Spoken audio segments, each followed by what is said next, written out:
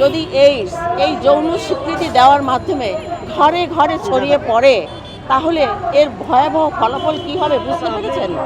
বৈবাহিক ধর্ষণ শব্দটি এই নতুন আমরা শুনছি।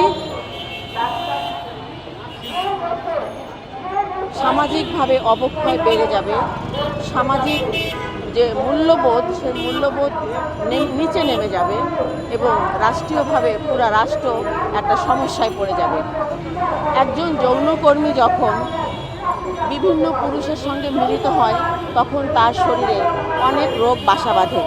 সেটা হয় এইডস, সিফিলিস, গনোরিয়া, এছাড়া আরও অনেক মরণ ব্যাধি।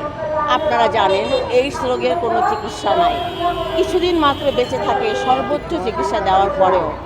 আমাদের মতো গরিব দেশে যদি এইডস এই যৌন স্বীকৃতি দেওয়ার মাধ্যমে ঘরে ঘরে ছড়িয়ে পড়ে তাহলে এর ভয়াবহ ফলাফল কি হবে বুঝতে পেরেছেন?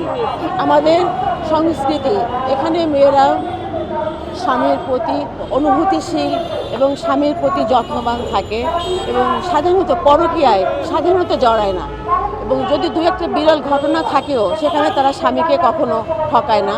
কিন্তু এটিকে ব্যবহার করে, এটিকে একটা হাতিয়ার হিসেবে ব্যবহার করে নারীদের বিপক্ষে দাঁড় করানো, আমি মনে করি এটা সম্পূর্ণ অযৌক্তিক।